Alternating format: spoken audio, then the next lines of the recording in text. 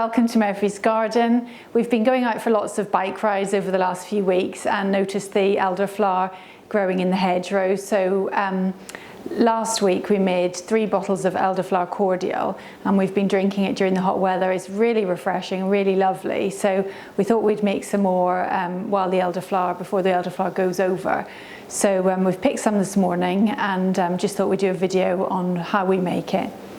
To make 3 bottles of Elderflower Cordial, you will need 1.6 kilograms of sugar. You can use granulated or castor sugar. Granulated tends to be cheaper. 2 lemons, or you can substitute one of the lemons for a lime. 20 fresh elderflower heads and 50 grams of citric acid. So to begin with, put the sugar.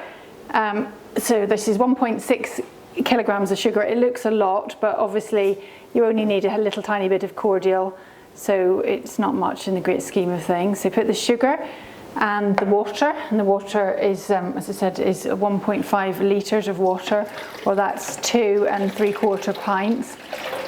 Just add that and that. And use the largest saucepan you've got, because it does take up a lot of room. I'm using one of my jam pot, which is really good for this. So then you're just going to gently heat this. You want it to heat up, but not boil. You don't want it to boil. It mustn't do that. Just gently heat it until the sugar dissolves, and you can just stir it every now and again just to help it on its way. So you just let that dissolve. So while that's heating, you can par the zest off the 2 lemons, or I'm using a lime instead of one of the lemons, and use a potato peeler for that. That's quite effective. And then just cut the lemons or the limes into discs, little circles, ready for adding later on.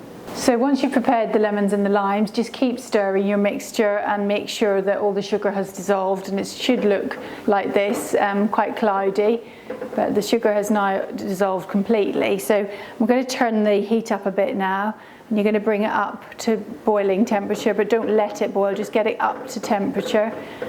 And then as soon as it gets up to temperature, you just switch off the heat.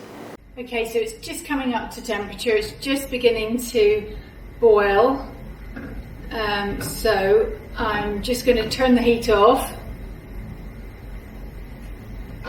Turn the heat off now, and then we're going to get our elderflowers. These are the elderflowers that we've washed. Have to wash them really well because they were full of bugs, so wash them really well and then just gently shake them, and then just let's just put them there for a second, and we'll add the lemons and the limes, and then the zest go in, and then finally the elderflowers.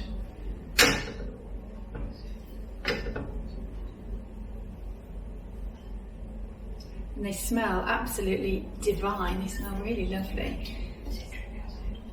Oh, no, put that over there.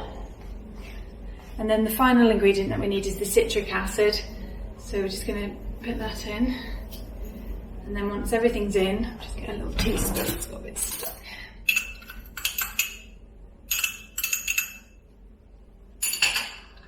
Once everything's in, just give it a really good stir.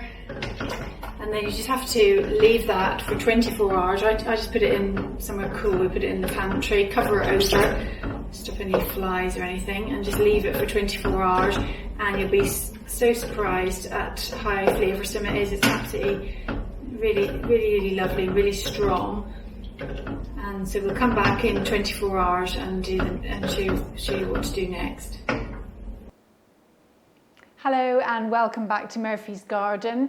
It's 24 hours since we put the elderflower in the pantry, and the flavours have really begun to infuse. It smells absolutely divine. You can really smell the citrusy smells of the lemon and the limes and the elderflower. We've got this lovely syrupy golden texture. It's really nice. So now all that's left to do is to drain off the elderflowers and all the pips and the rind, and then we can start bottling. So I'm just going to ladle the mixture into this sieve. And I'm really getting the lovely smells. wafting up. It smells of summertime, it's lovely. What we've been using it for, you can put it just in some ordinary drinking water, lovely ice cold water, and it makes a really refreshing drink. It can also be used in gin and tonic, or even to flavour ice cream. We did actually make a summer pudding last week and we put some in that. And that was very nice too, but there's lots of things you can do with it. Very versatile. So this batch I'm going to bottle, but I am also going to put some in a plastic container so that I can freeze it, because it will keep for probably about 3 months. But if you want anything longer than that, it's a good idea to freeze it. So I'll just tip the rest of that in.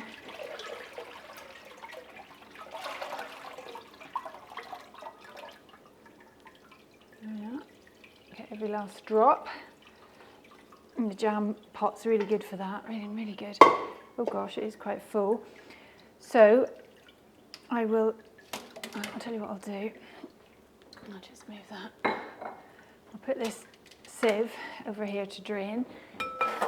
That can carry on draining into another bowl, and you can see it's got lots of bits in it, lots of little black spots and things in it, so it wouldn't look very appetizing to bottle it like that.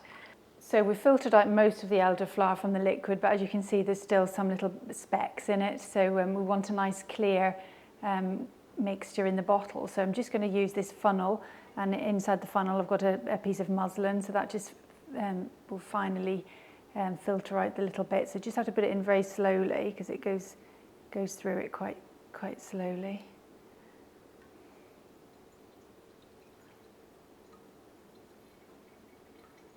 So we've managed to make 3 3-litre bottles of Elderflower Cordial, which is fantastic. Also had some left over, which has gone into an ice cream container, and that will go into the freezer and we can enjoy that later on in the year. They should keep in a bottle like this for approximately 3 months. They also make wonderful gifts for friends and family, and they really are a taste of summer in a bottle. Really, really lovely, and my whole kitchen smells beautiful. We'll enjoy that smell for the next few days to come. Thanks for watching, and join us next time in Murphy's Garden.